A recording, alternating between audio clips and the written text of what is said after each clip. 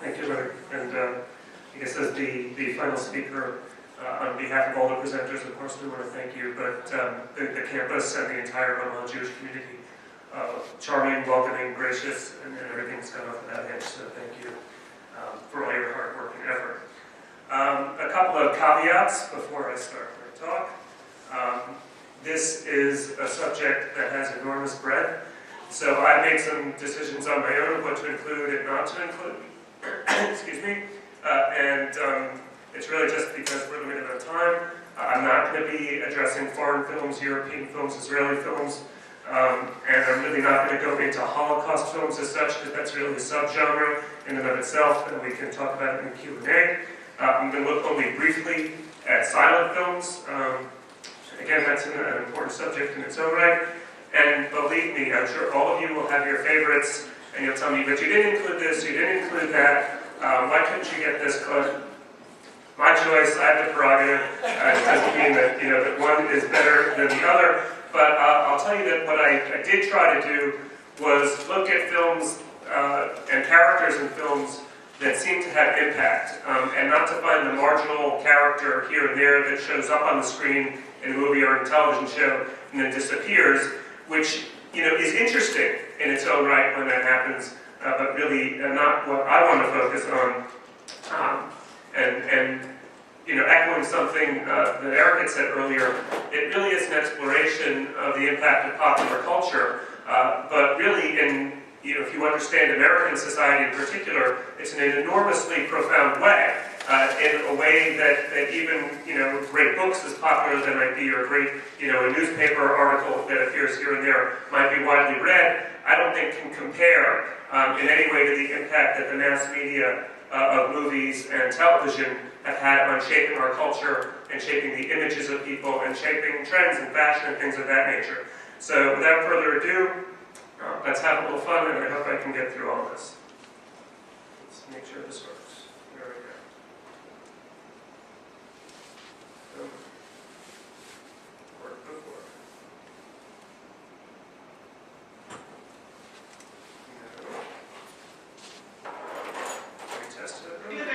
Just come over this bend day. Never mind down here. Hey, come on. Yes. Scared to death, look at him. Wait, they must have oxygen stitch these days. Oh, he's laughing. Look at him. Oh, he's... Another glass, huh?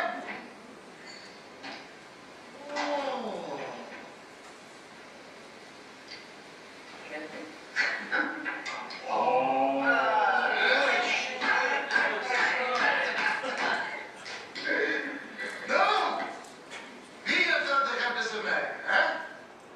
And yes, I stopped it here. We could go on and on with this. This is a clip from Hester Street.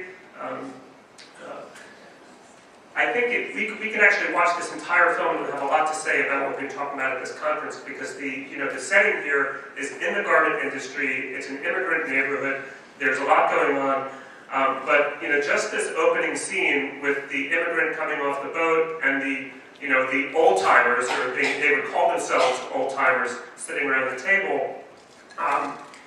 You look at the clothes, look at the dress, is really fascinating. Not just that they are Americanized, but look how they've chosen to dress themselves up for a night after work. And you see this a number of times in this film.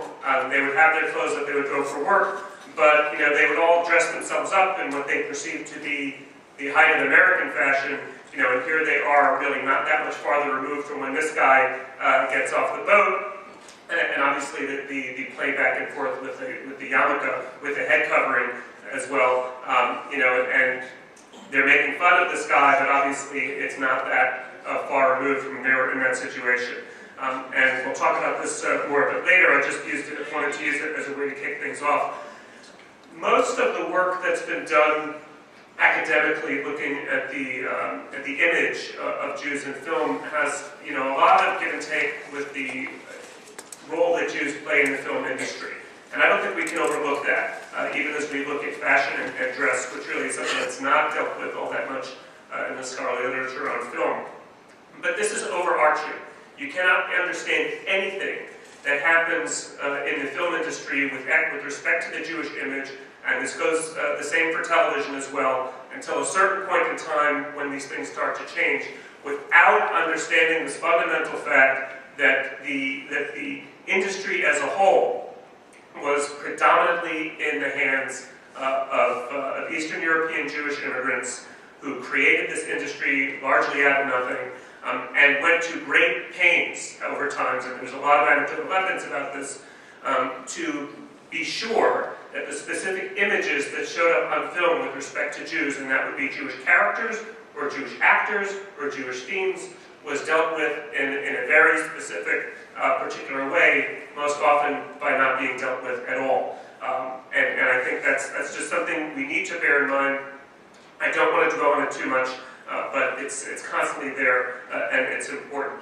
What I'd really like to look at today is really these couple of pieces. That you can look at these characters and find on occasion images that you would say are specifically Jewish in terms of dress and fashion. Generally speaking, that's used because the filmmaker wants to make that distinction.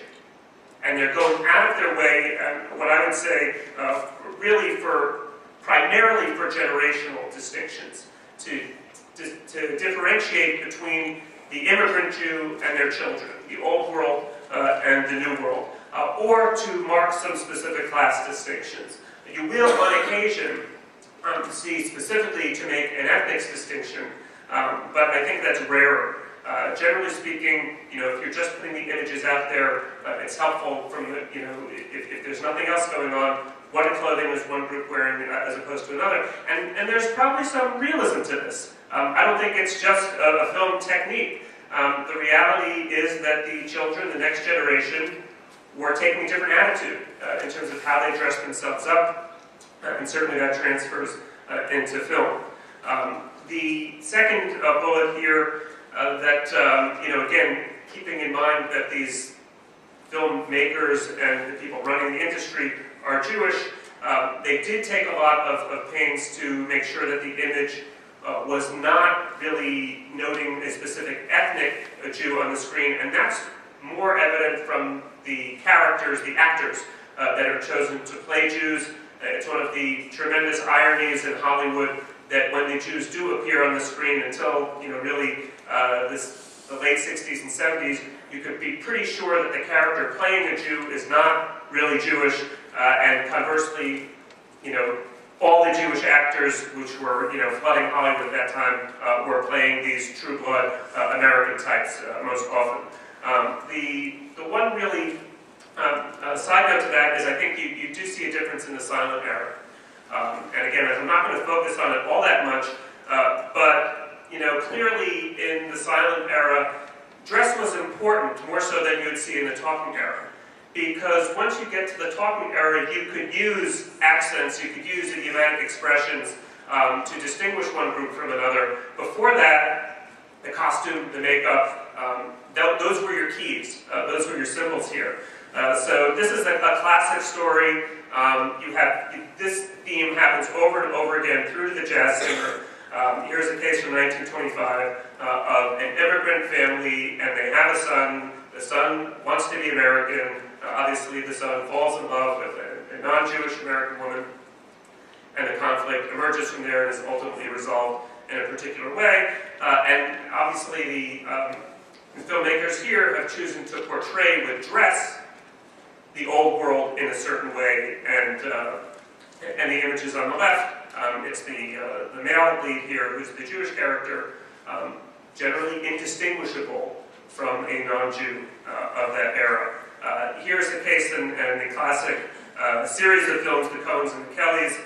This was actually an image from a talking version in 1932, but this was a classic silent series where not only the physiognomy of the character types was used to differentiate, but also the clothes, and this would happen over and over and over again. This becomes widely distributed, of course, with the jazz singer and the emergence of a new age in the film industry. And here you can see, Jolson is dressed with, a classic blazer and tie, and when he goes home to his apartment, everybody in that neighborhood, it would seem, is dressed still in old world garb, immigrant neighborhood garb, and there's your generation gap. Generally speaking, the film industry, if you look at this, the history, there's a big gap after the jazz singer. I mean, you can find a film here and there, but for the most part, Jews' characters vanish in the movies for a long, long time, other than as bit parts, certainly not as leading roles. And that, I think, has a lot to do with this notion of the Jewish movie moguls and what they were making sure went on the screen and not. There's some element of what's going on in the world with respect to the rise of Nazism and anti-Semitism that plays into this as well. But you really have a relatively long hiatus. With a couple of exceptions here, and there's a real question when you look at the Marx Brothers films to what extent these are Jewish films. But of course, it's no secret at all that these guys are Jewish in terms of who they are and where they're coming from.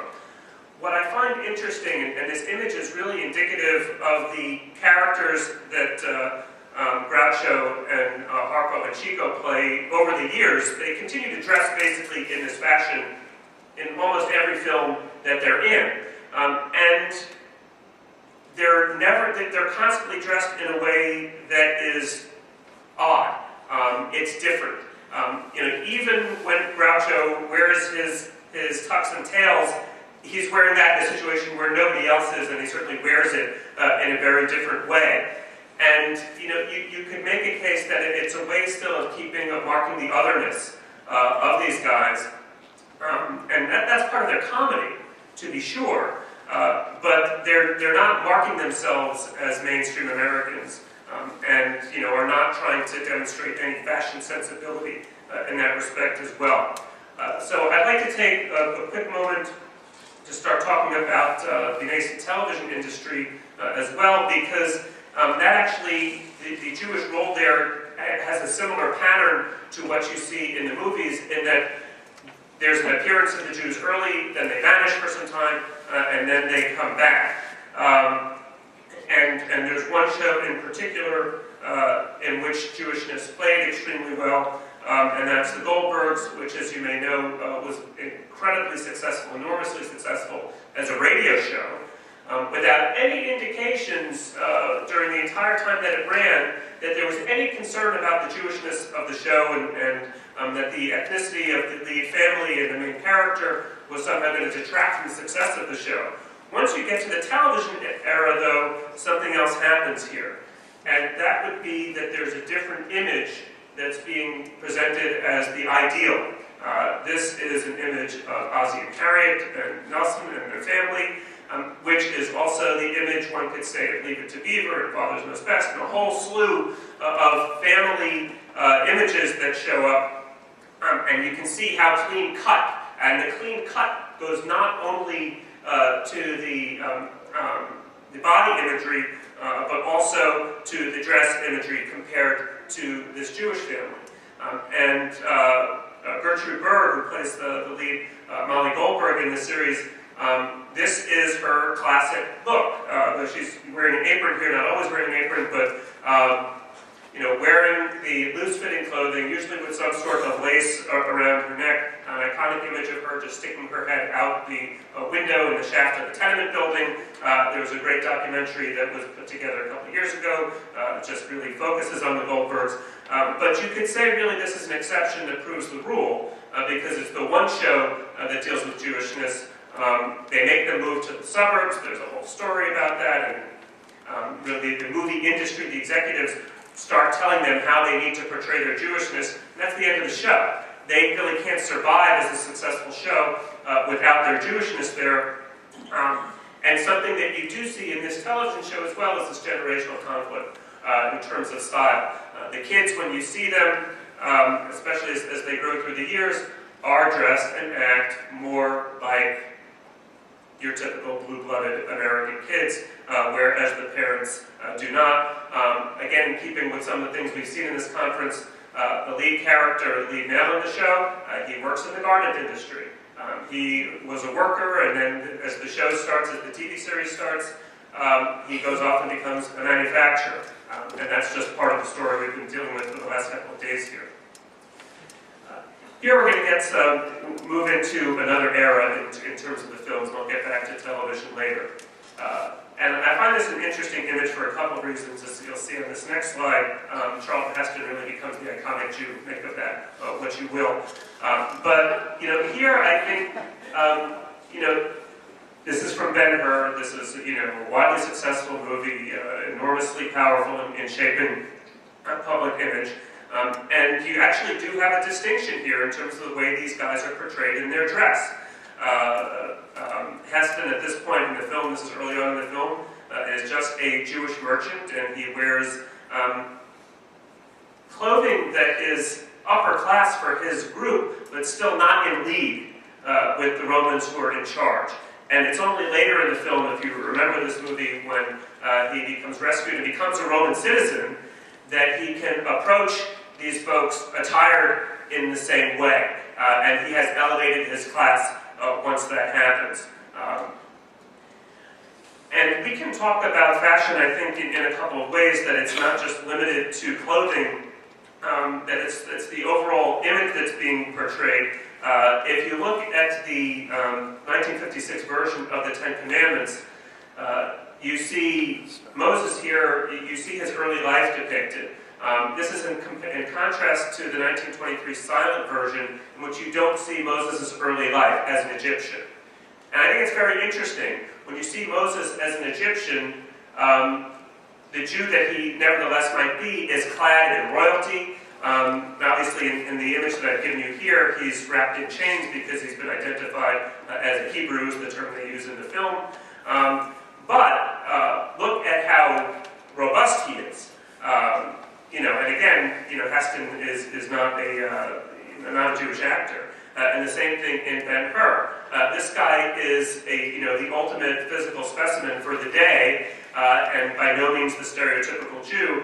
And at times really dresses the part, and certainly, compared to the earlier version of Moses, when you only see him as an old man in the 1923 movie, you can see in this age that I call the re-emergence of the Jew on the screen, some of these characters coming into play. And I think the Anne Frank image is an interesting one, because it's a whole ensemble of that movie, and there are different characters who are all Jewish, but some more Jewish than others, if you get what I mean. And the way they dress demonstrates that. Here you have Otto Frank, and there's a whole story about Otto Frank's role in the diary and in the film and the stage versions of it, but throughout the film he's dressed impeccably. There they are in the attic, and every day he's wearing a tie, generally with a vest, and his daughters also dress in a very classy way. The Van Dams, the family that they live with, do not. At least the parents do not. And there are different characteristics of them as well that make that differentiation. And one could argue that one of the things going on here, and dress is a way to reflect that, is a universalization of these characters. Yes, they're obviously Jewish, but other than the fact that we're telling you that to begin with, you could look at them and might not necessarily say that. And then certainly that's much more true with the character, with the actors chosen to play Anne, as opposed to the father, Schildkraut, who is Jewish. So now I'll give you another clip. Move things along. Very short.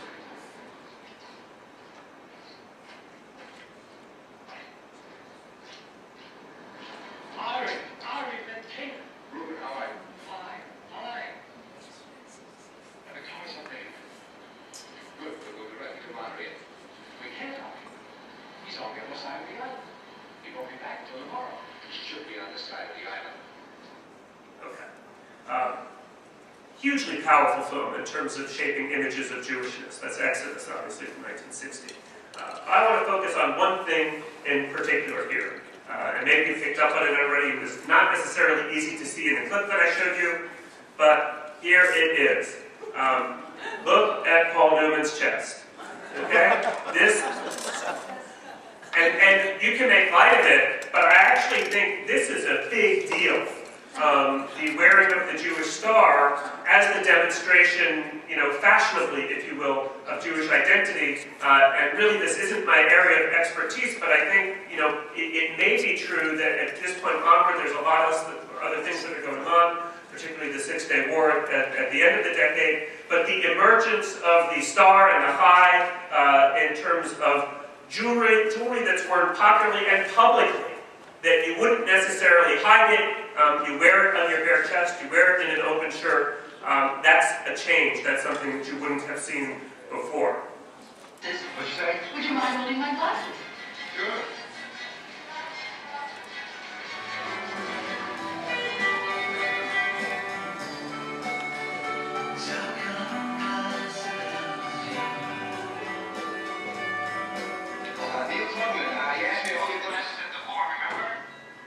What do you look like?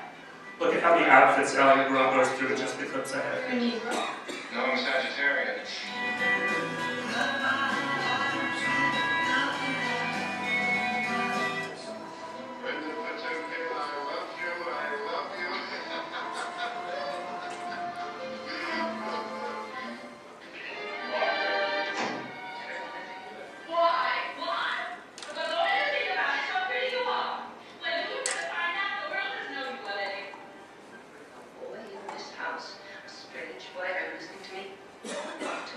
Without even bothering to ask me, a strange boy. Don't you run away from me when I'm talking to you? Yes, no. You can't hear anybody walk around here, but they all creep around in their sneakers. I love you, baby, stay. Promise me you won't go astray. Baby, go with me. I love you, baby, stay.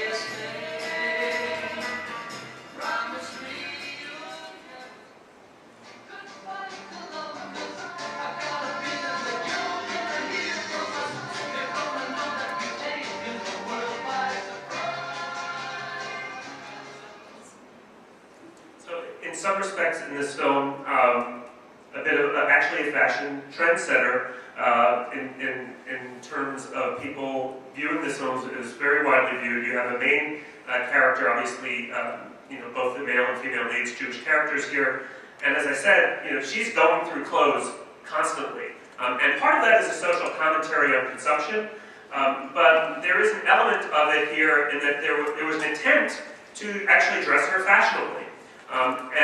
And both with dress and hairstyle, there were trends that came out as a result of this film and others.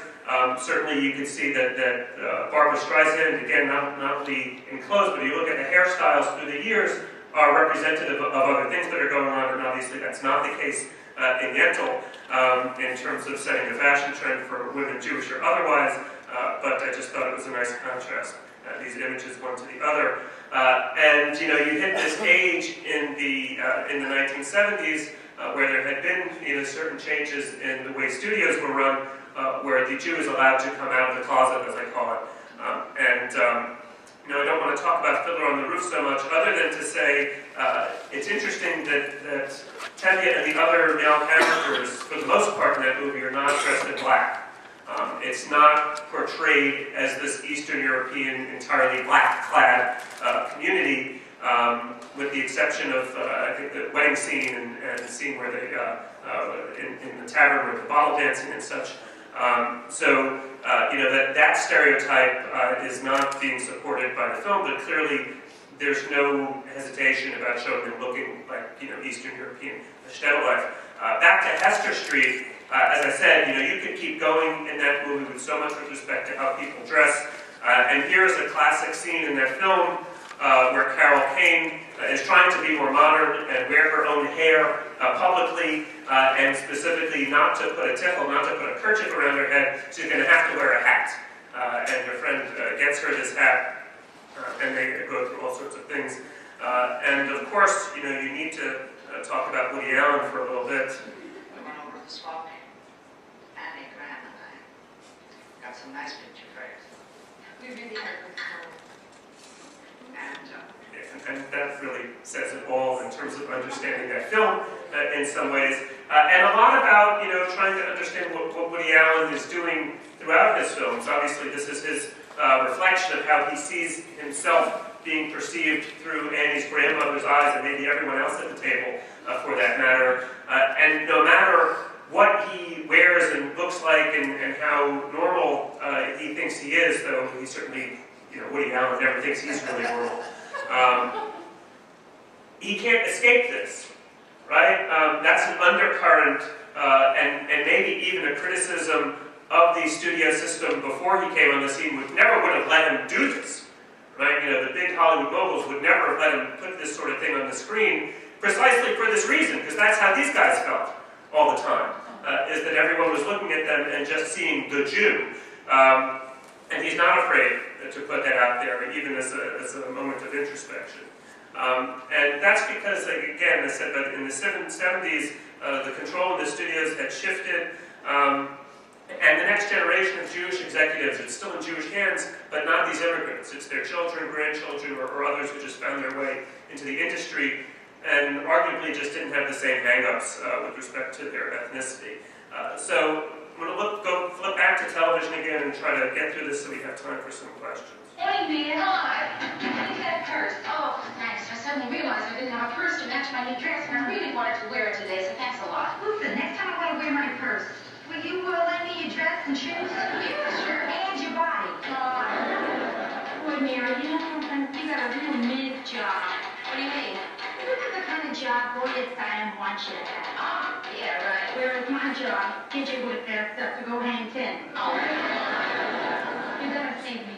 You cannot imagine what's going on up there. It's unbelievable. The most boring evening I've ever had to go through in my life. Well, why don't you tell him you don't feel well? Maybe you'll go home. Tell who I'm alone. The girl is barely 30. I'm going to move on from this. And I'm going to let this run silently. To some extent, it was a great innovation to have this constantly recurring character of Rhoda on the Mary Tyler Moore Show. Another extent, it's a continuity of something that you'd seen in earlier programs, particularly the Dick Van Dyke Show, which to some extent this is an outgrowth, in terms of the Jew being a foil and being able to be the sidekick. And this is really expressed in this series when you look at Valerie Harper, Rhoda, next to Mary Tyler Moore, whenever they're lined up one next to another, and just look at not only the clothes, but the way they wear their clothes.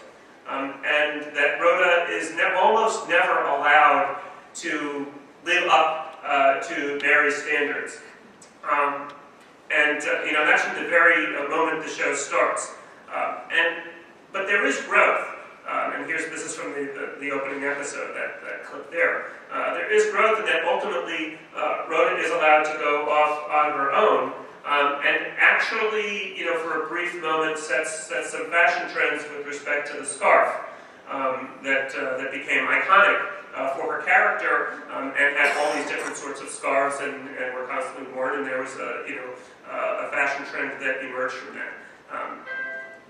Here's something quite different.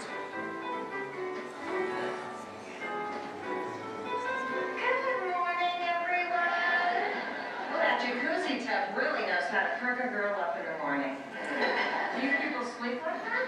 No. In a rather astounding coincidence, I see a pair of pink fuzzy slippers just like yours. A simple redress for breakfast would suffice. You have to tell me these things, Niall. I simply assumed. Don't assume anything with me. I'm from Flushing, for God's sake. According to Fran Drescher, this actually was all about class.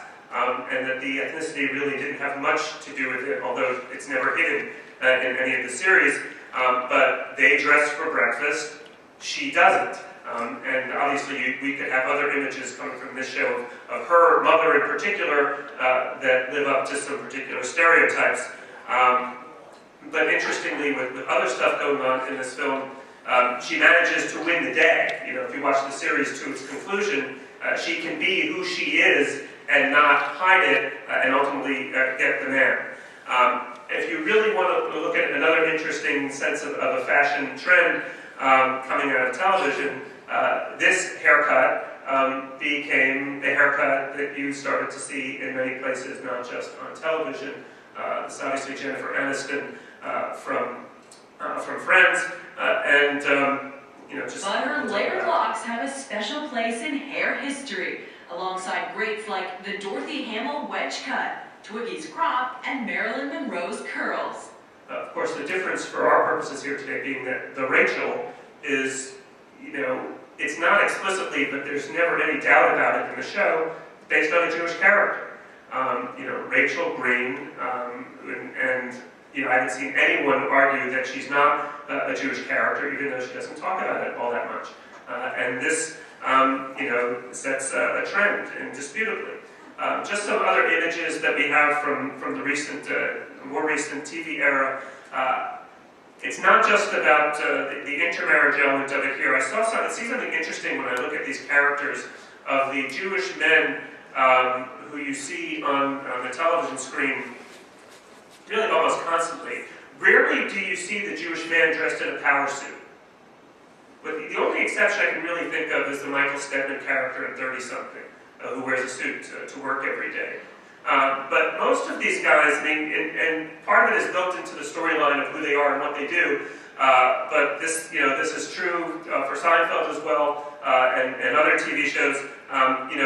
Sometimes in a blazer and tie, but rarely in the full suit, which is the classic image of the successful male still on television. So I think there is something telling in that. Here, the character of Grace from Will and Grace, where you don't have the intermarriage. In fact, the wedding when it happens is a Jewish wedding. But I just found something interesting when I was doing this work in terms of the impact of these things. This is just a clip. This question was obviously posed a few years ago, but someone's looking for the wedding gown that she wore on the television show. And if you remember the character, she's an interior designer on the show. So fashion is extremely important, a connection to the garment industry and everything that goes along with that, and explicitly, unabashedly, unapologetic Jewish character on the screen. And as we already heard yesterday about the jacket with respect to Seinfeld, it's actually interesting. There's so much more you could do with it in terms of the clothes in Seinfeld. There were a couple of jackets, the executive raincoat, the fur coat with the dry cleaners, Elaine in her clothing, and obviously Jerry's constant sneaker wearing and his collection of sneakers, parallel to the more classic image of a woman and her great shoe collection. And again, none of these guys, arguably, who are all Jewish characters, this is something, if there's anything akin to Seinfeld academia, this is something that's debated, to what extent these are all Jewish characters, despite what their names and activities might be. Generally, again, are not dressing the part of the executive. If you look at recent film, and again, there's a lot that I know that I'm not putting in here, but I think this is a great contrast. This is sort of like back to where we started in terms of showing the Jewish side versus the non-Jewish side. This is a 21st century version of the Coens and the Kellys. And you have Dustin Hoffman and Barbara Streisand not only acting and sounding and looking the part in terms of how they present themselves, but also dressing the part very much as the contrast and the foil to Robert De Niro and Blythe Danner as the Waspy family. And here's another example of that. And really, this is how I'd like to end up. And back to Rachel a little bit in the middle of the screen here, because it's not not just that she has this hairdo that's being replicated over and over and over again. The character is to some extent obsessed with fashion during the show, so much that her success is achieved when she gets the job at Bloomingdale's. And that's the pinnacle of success for her. Is there, but therefore, not just her, I think, probably the Monica character as well, who is also a Jewish character, are able to be classy and fashionable in the way they present themselves, whereas interestingly, the other female lead, who actually is a Jewish actress, Lisa Kudrow, the Phoebe character is the one who's abnormal, the one who, is not mainstream in the way she dresses and presents herself. So really, you have this show setting the trend in that regard.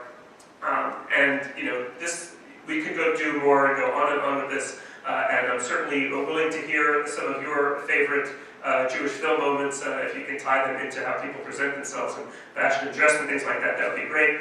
But that's where I'm going to wrap it up. And maybe we have a few minutes for questions. I can see you shutting me down, so I'll assume that we do. Thank you very much.